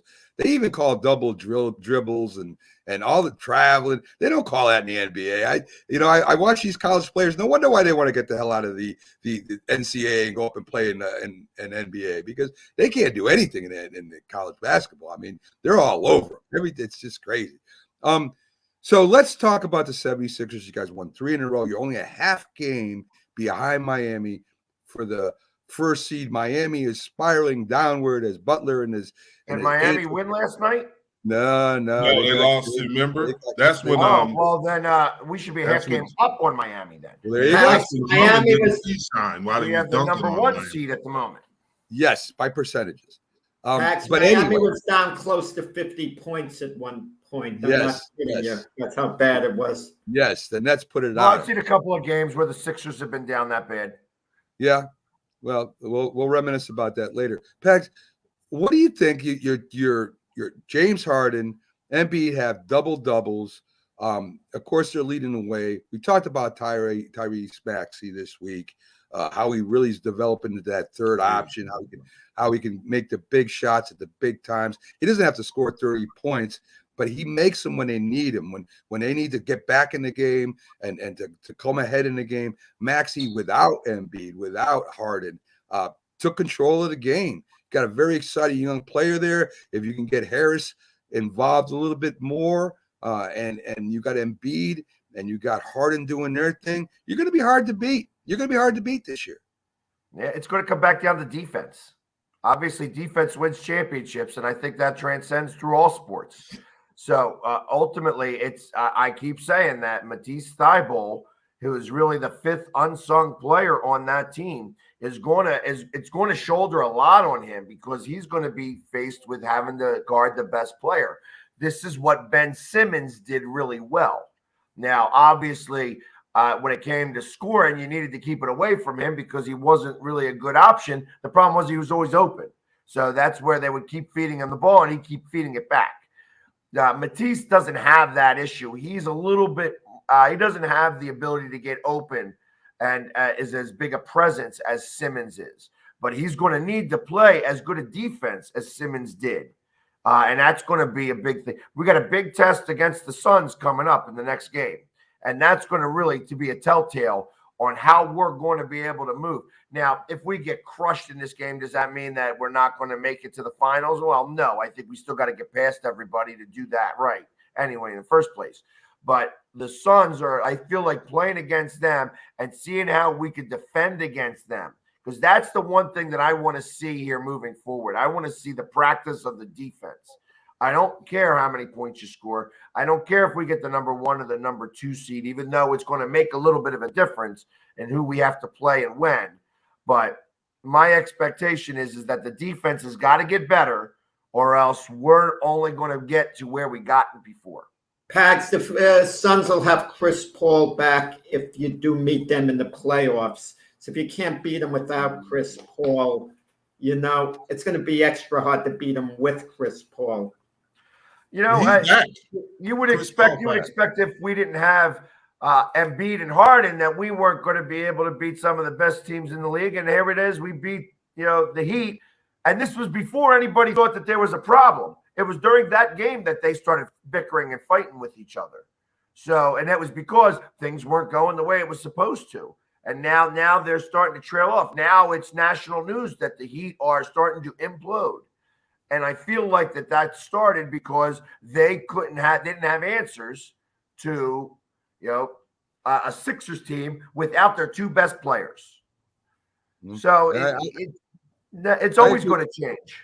I agree, Pags. You look at the Grizzlies like right now, and I'm in awe of these young kids without their MVP candidate, just winning, just beating teams, beating good teams. I mean, you don't need your superstar there all the time to win. It's important, of course. I don't know if I could say that about the Nets without Durant. I don't know if the Nets could win without Durant. I think he's that important to the Nets. But I'm telling you, there are teams out there that are just solid, and those superstars are there in the clutch in the last whatever. But they can win that without them. If they got a good team, they can win without your superstars. It's been proven. And I agree. And I feel like that what a superstar does is the superstar in a close battle game can take over the game and change the dynamic in that regard, where they all of a sudden get, there he's on fire, as that old video game used to say, where he just couldn't miss a shot.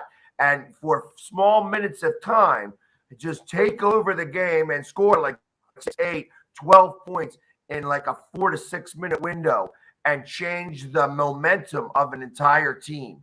That's what I feel like some of these superstars are able to do. And that's what Chris Paul can do. So I understand what you're talking about with that. But again, defense solves those problems. You know, you got to be able to stop them. You have to be able to get the stops. And that's what's going to make the biggest difference. It's not how many points you score. It's how many times you can stop the other team from scoring. And that's what it's like in the NBA right now, because every team can score 100 points. And I feel that's what Toronto has us under lock and key, because they play great defense. They only keep us to 80-some points. And when you're in a shootout under 90 points, most of the time, if you're a team that scores 120 points a game, if you're at 90 points, you're going to lose because you're not prepared for that type of dogfight. And that's what happens in the NBA. Well, that's interesting you say that, because obviously being in Texas, the Mavericks with Jason Kidd, and that's what he always says is defense. He's not worried about a guy scoring, and he has a guy who can do that, Luka. But he's talking about he's got to play defense. And Dwight Powell and Spencer Dinwiddie's help him. And your guy, Jalen Bronson, I mean, he's been amazing. When he's healthy, he might shoot. He can play some defense, and he can play at any position. I mean, and it's amazing. What was he, a free agent?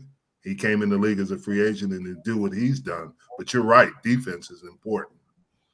And that's the big deal. And that's what really is the big deal. Of course, like I said, defense wins championships, and that transcends through all sports. If you stop the other team from scoring, it's likely that you're going to win. No question. And that happens. It happens across the board. No and it happens question. even with the NFL this year. That whole thing with Von Miller, I know it was getting them over the hump, but it stopped them from scoring. You know what I mean? That's what it was. You're They right. stopped the other team from scoring. The defense stood up because it didn't matter about OBJ.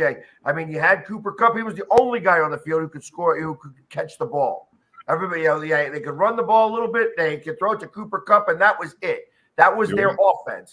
And then you just had to make sure to stop him. And had they stopped him, they'd have won. Just Cincinnati would have Just a won. quick question. If the Sixers get eliminated from the playoffs early, first to second round, is Doc Rivers' job in jeopardy? Because the Sixer fan base is probably going to look for someone to blame. They're not going to blame Embiid. It's too early to blame Harden. Someone's got to be the fault person. And Doc Rivers, to me, looks like he would stand out as being the one.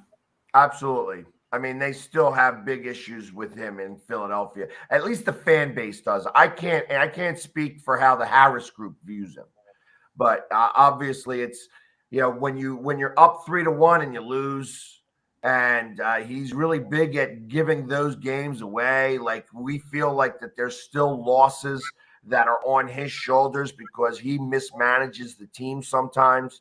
I mean, and then to talk to us like we don't know basketball, like that's what he did last year. He's like, well, you guys don't know. Why would I want to pull out Ben Simmons at the end of a game? Because I'd rather have him out there.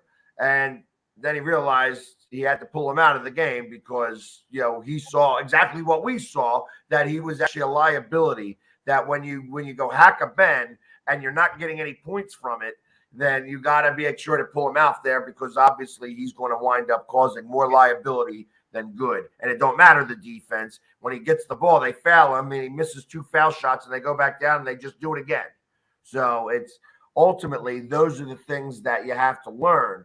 And he doesn't do those types of things. And that's why he's only won 1 championship. And I feel like that team won it in spite of him, not because of him. Mm-hmm. Now, again, I'm not coach. I'm not that, but Well, the Celtics, but I don't know. That's my next question to The you. Clippers. Yeah, the next question to you was, Boston is a scary team because they have frontline talent, but they don't have a lot of backups. But they do have frontline talent with Tatum, Brown, and Smart, but they obviously don't have the depth to make a the last game they played against the Sixers, they shot close to 70% from the field. They shot over 50% from 3. They beat the Sixers by 39 points or 49 points. It was something absolutely ridiculous. And obviously the Sixers didn't play any of their starters in the fourth quarter. It was so far out of stretch at that point. But they just couldn't miss. They did that one other game where I think they shot 65% from the field. Right now, they're playing some good ball. Is it sustainable? That was what I asked the other day. It seems to me like I feel like they might be peaking a little early, but that doesn't necessarily mean that I'm right. Again, as out of all the sports, basketball is the one sport that I don't understand the psyche of the player as much. So is it possible that they could sustain that through a big playoff run? I guess everybody from Boston hopes so. But my thought is that they're a little early and that it may get them a series or two. But I think, again, good defense is going to stop them in their tracks. Yeah. And once they start to get to their bench, they're not going to have the answer. No, they don't have any depth. That's what's going to get them in the end. Listen, I feel like that's a little bit about what's happening with the Sixers. Yeah, I mean, listen. Have that type of depth. Listen, the Celtics are playing lights out. Great for Boston, and great for the East, because when the Celtics are relevant, it makes the East more relevant. That's just No the question. historic, basketball franchise in the East anyway. Pags, we're gonna let you go. Of course, I'll be talking to you about all that stuff off here as I'll finally be getting a couple of days off where I can actually spend some time and talk with you instead of just quick texting you here and there. So, Pags, there's a lot of stuff going on, folks. We're going to update you in posts and stuff like that when he's on again. A lot of stuff happening coming up on Northeast Streaming Sports and with the Philly Sports Guy. So, Pags, have a great Sunday. Rest a little bit because I know you're running around like a nut all the time. Oh, man. Try to get yourself some rest if you can anyway, my friend. All right. I'm trying. It's hard, but, can't let any grass grow underneath my feet. That's the truth. Right. That's the truth. Especially when you're at the hockey rink, Bag. So have a great day, and we'll talk to you later, my friend. All right. Have a great weekend. All right. Have a good day, Pags. One of my favorite guys on and off air, Jamie Pags, the Philly Sports Guy. Folks, we're going to take a real quick break so I can get up and stretch my legs for a little bit and maybe a couple minutes, and we'll be right back after these messages. McDonald's is our kind of place. It's such a happy place. Happy place. A clean and snappy place. McDonald's is our kind of place. It's such a happy place. McDonald's is our kind of place. Our kind of place.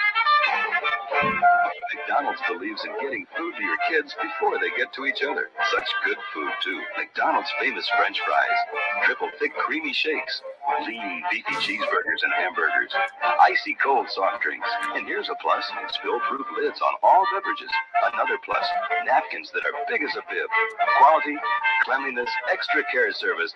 That's McDonald's. A total value that's unmatched anywhere. McDonald's is our kind of place. It's such a happy place. McDonald's is our kind of place. Your kind of place. When you hear the word asthma, you probably think of shortness of breath, coughing, or inhalers. Lots of things can trigger asthma, but the fact is that asthma doesn't just attack, it can kill. But with proper medical management, asthma is controllable. If you experience shortness of breath, wheezing, tightness in your chest, or persistent nighttime coughing, you may have asthma. See your doctor and get the facts. You'll breathe easier. For more information, call 211 Infoline. A message from the Connecticut Department of Public Health, keeping Connecticut healthy.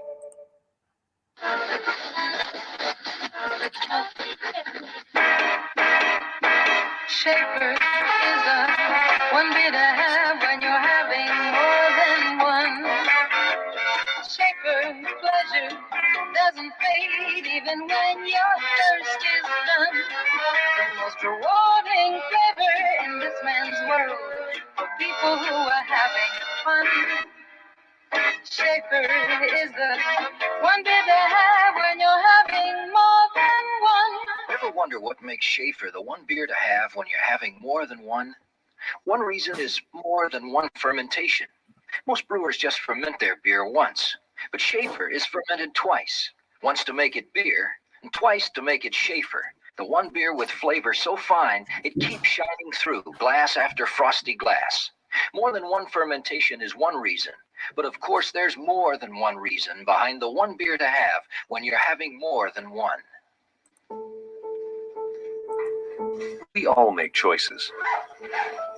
When it comes to alcohol, kids make choices whether to drink or not. Bye, Dad. Bye-bye. Remember, I'm going to Alex's party tonight and sleeping over. Hey, have a seat for a second. Remind me about that party again? And adults make choices whether to talk about it. That's true of parents and every other trusted adult in a kid's life. Kids want to know our expectations when it comes to alcohol and other drugs. They want guidance and honest answers to their questions. And it makes a difference when the message is consistent and part of everyday conversations. So talk with your kids and help lead them on a positive path. Because when you talk, they hear you. For more information about talking with your kids about underage use of alcohol and other drugs, visit underagedrinking.samhsa.gov. I mean, you can see right now, without LeBron, Lakers are struggling. Let me tell you about a team I hate, all right? I know the Dallas Cowboys fan is here, so I had to make sure he knew how much I hate this team. I'm ready. I've often said that the people who run baseball, they try very hard to ruin it. I'm from Brooklyn. I don't have a problem saying it to his face. Oh, I'm from Brooklyn. Hey, get it each.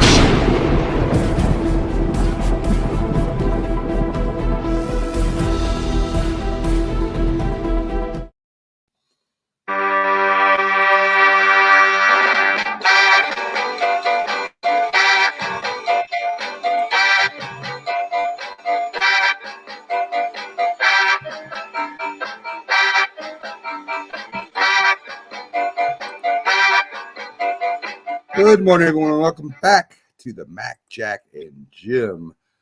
This week in sports special, as we go through the biggest story in sports of the week, have on our great guests, and have a little fun here as we talk about this week in sports. And this segment is really just me, Jack, and Jim talking as we go over some of our thoughts and things of the upcoming sports and what we saw and what our thoughts on it.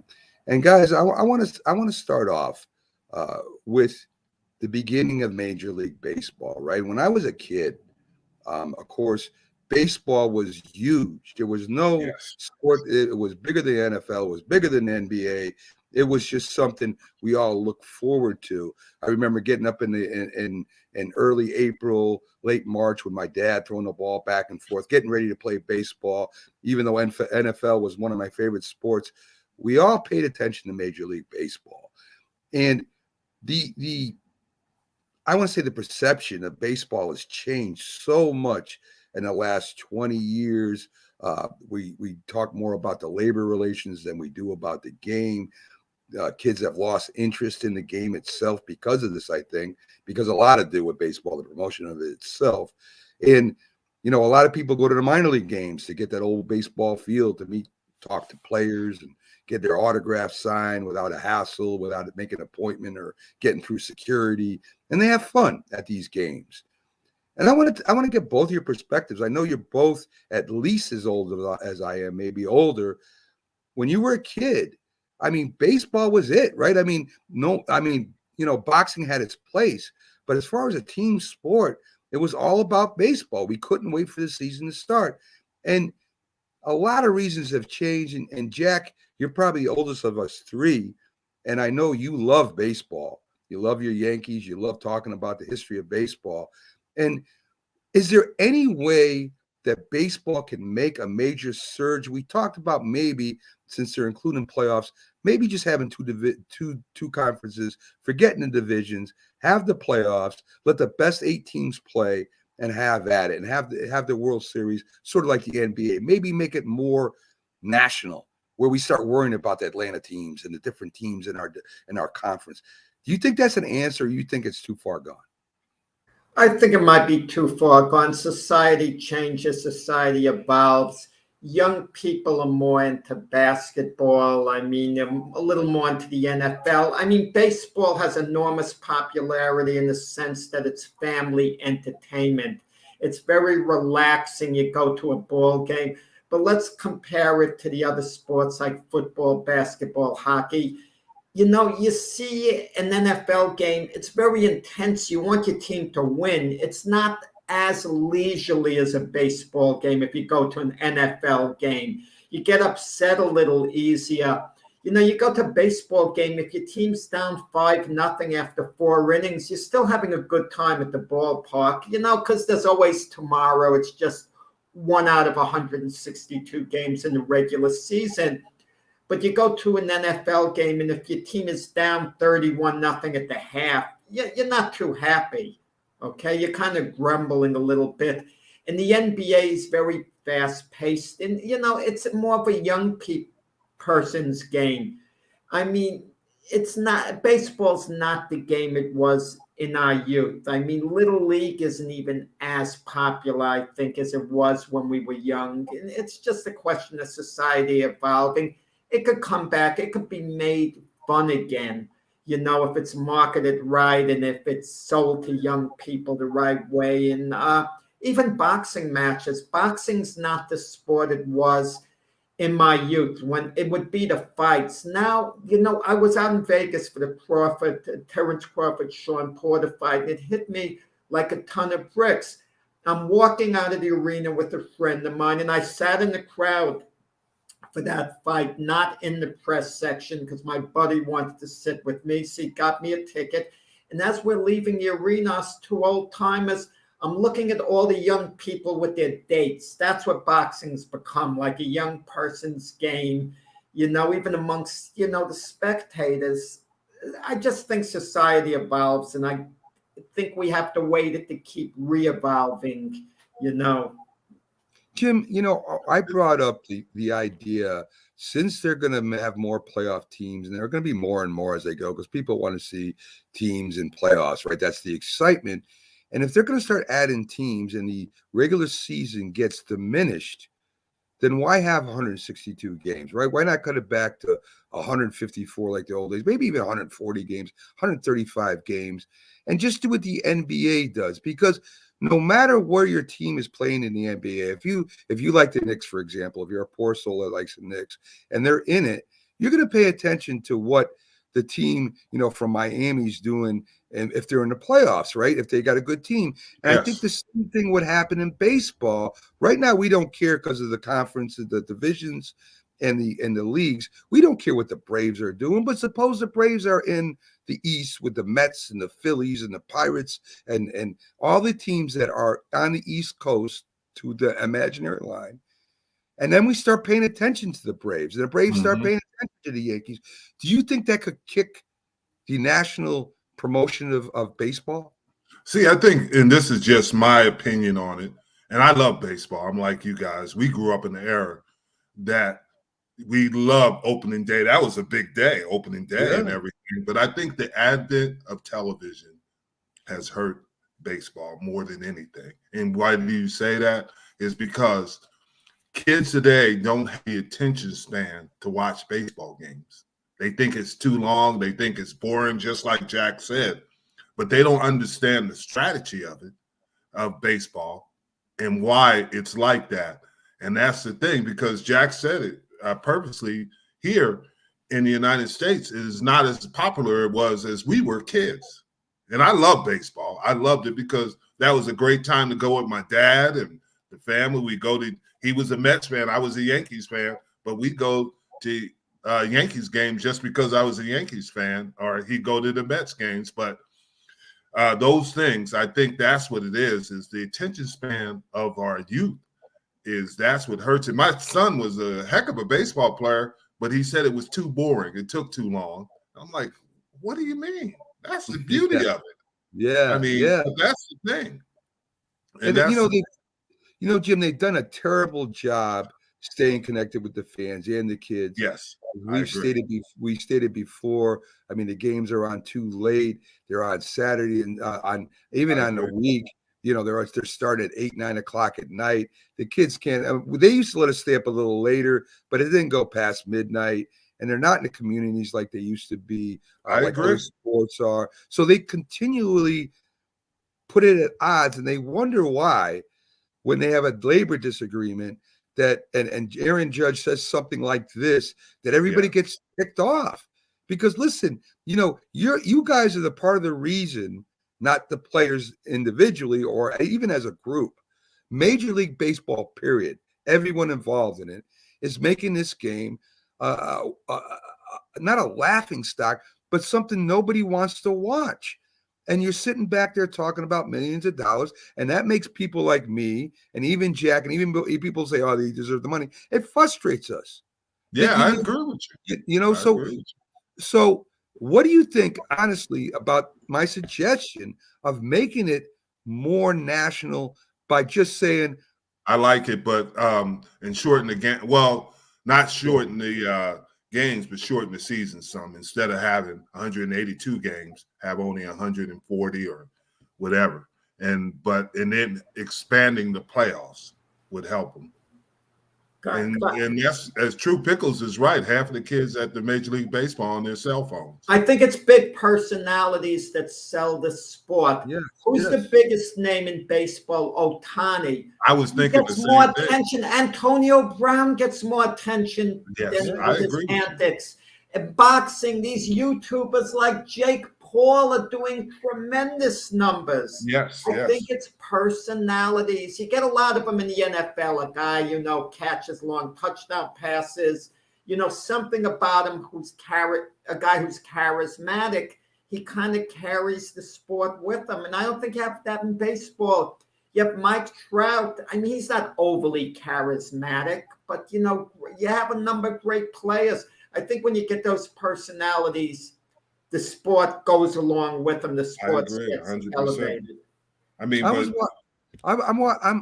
kind of watching or involved in that special with Magic Johnson, how the Lakers coach, Lakers GM, brings in Magic Johnson, and of course the Celtics bring in Larry Bird, and they basically saved basketball. Basketball was so low in popularity, they weren't even showing the championship games live. I mean, folks don't realize how far basketball dropped off. They almost just dissolved. So there is hope, but there's got to be some GM or some owner out there that has to do something major to make this happen, just like they did in basketball. It takes one or two guys to do something that's so outlandish or so, it's so hard in the Major League Baseball, the way it's set up. You have college that really nobody pays attention to except for the teams, the fans of that college. Then you have the minor leagues that draws these personalities out, and we lose track of them for 3 or 4 years, and then they finally come up. Maybe baseball's got to start bringing up these stars right away and letting them go and building stories around these young guys. Well, Mac, Yeah, I think they it's got to have rivalries. personality. Yes, go ahead, Joe. I think it's rivalries. Okay, I'm reading a book right now. I picked up actually in the dollar store on David Ortiz. He's talking about the Yankee-Red Sox rivalries. 20 years ago or so, a little less than that. The way they would go at it, the personalities, Pedro Martinez, of course, David Ortiz, Curt Schilling on the Yankee side, Jeter, Posada, A-Rod. I mean, you don't have that even with the Yankees and Red Sox now, but you have that between teams. It was exciting. Your Cowboys, Jim, against the 49ers, the rivalries. And the Giants and the everybody in NFC East. Yeah. But what I'm saying, Jack, is to solve baseball, you can wait on rivalries, but we don't care about the Dodger-Giant rivalry here. I don't know. I mean, if the Yankees and Red Sox rivalry is going, I know it's good for baseball. I'm just saying we've got to get these young stars up into the Major League Baseball faster and build stories around them. And that's where I think Major League Baseball could do something instead of letting them sit down there for 3 or 4 years. And all of a sudden, we lose track of them, and they bring them up, and it's like, yeah, whatever. But they have to have the personalities, because you made a good point. The Magic Birds and guys like that, even the Joe Namath, they have personality. You either love them or hate them, but they don't really care, because they benefit themselves and they benefit the sport. Right. And maybe somebody's got to start running over the catcher once in a while again, just to get the social media in the buzz, or try to take somebody out. I mean, somebody's got to do something. I think the biggest star, you talk about Oshani. I'm saying Tatis is an enormous personality. the way he plays the game, Well, and how Tatis has been injured. I'm going to give you an example, guys. What created a buzz in baseball? Tim Tebow and Michael Jordan created a big buzz. 3 years ago, I went to a spring training game, a Met game. I get there and I see the lineup, and Tim Tebow's in the lineup, and I'm all excited. I'm all excited about Tim Tebow being in the starting lineup. That's crazy with all the quality players that won the field that day. Yeah, and I get that because he's a major personality. I'm saying, Jack, they invest, the NBA and even the NFL, they invest a lot of money and a lot of promotions and their young stars, right? I mean, you got your stars already. You got your Brady. All of a sudden, here comes Joe Burrows, and they go crazy with him. They promote him. He plays well. He starts right away. They don't do that in the Major League Baseball. And I think if somebody did that, if some team did that, and maybe they made it a little bit more national, I think baseball might take off again. I just really believe that. I think they've got to start bringing them young kids up sooner and promoting the hell out of them. And I think that would make a big change. Just my opinion. Yeah, it's a good point. I think it's a good point. I don't know. Guys, it's all personalities. We even talk about the USFL, XFL. A lot of people who wouldn't be watching the USFL, if Baker Mayfield is going to be the starter, they'll make the whole league, they'll gear the league around him public relations wise, and people are going to tune in, want to watch Baker Mayfield. I mean, even we would get sucked into it, we got to make it a point because Baker Mayfield's playing. But if it was an NFL Sunday, he'd just be another guy. Yeah. Unless he's doing a commercial. Poor Baker. Yeah, poor Baker. He doesn't. You heard what happened, didn't you? No. What happened? You remember they had the combo to the stadium. They changed the combo on him. He can't get in the stadium. That's it. He's standing there with his bags. I mean, how can you not feel bad for that guy? Is that part of the commercial, actually? No, this was a mem. Yeah, it was a mem. Yeah, they decided to. Cleveland Stadium. What are they going to do? I mean, I guess they're going to find this new home and maybe do a commercial. Yeah, I think so. Wherever he goes, maybe they'll be part of the XFL or USFL promotion. Yeah. Who knows? And you're right. Who knows? And you're right, guys. But you can't feel too bad. He had 5 years. He got there, and this is last year. 18.8 million is guaranteed. Yeah, and you look at Jimmy Garoppolo; his is not guaranteed. Right, and listen, the Browns did come one bad, stupid rule away from beating the Chiefs and going to play for the championship. Yeah, so I mean, they did have a shot. Baker Mayfield, I don't think has the mentality to be a backup or the patience to be a backup for a couple of years, to wait for his time to come again. That's why I don't think he'll be starting again. I don't think he could hack being on the bench. Well, you got to remember this kid, but you don't know his history, just like what Mac was saying a lot about baseball. He was a walk-on at Texas Tech. He was not signed as a recruited. He was a walk-on, and he won the starting job. He got injured, and Mahomes took over, and then they didn't want to let him go to Oklahoma. They did not want to let him go to Oklahoma. So he has been in a situation where he had to fight his way back up. Yeah. I think the kid in the right situation, he can do it. Good luck. Good luck to you, Baker. And I hope you find a new home and you and your wife aren't just living in the car or something like that. That would be a sad thing. So anyways, folks, we're going to leave you with that as we wrap up our This Week in Sports special. You guys have a great Sunday. Be sure to tune in Monday night, 7 p.m. Eastern to watch Jack and Frank Latirzo do their thing on their boxing show, Glove Fist, and Wednesday, 8 p.m. Central, Jim Jeffcoat and Byron Williams, who fish together but don't stay on the same side of the boat. Jim says he fish him in. Byron says that Jim would eat the fish as he was bringing them in, so he didn't want to stay next to him. So I don't know what the truth is, but somewhere in the middle. We're going to find the truth out on Wednesday. We got a golf tournament that I'm doing, and then Byron will be there. So okay, great. So and Jack will be smiling as he knows you two will I be think talking. Byron was saying Jim as an athlete was basically one-dimensional, just here he goes again. brush up. But Byron was an all-around athlete. Oh, yeah, I told you. Different Jim, sports. Jim. Byron said Byron nothing. just could run fast. That's all. Jack is such a stirrer, and that's his friend. Byron is his friend. Do not be Jack Kirsch's enemy, is all I got to tell you. When friends like Jack, you don't need that. Oh, my God. Folks, have a great Sunday. We'll see you Thursday on the Mac and Jack Sports Show.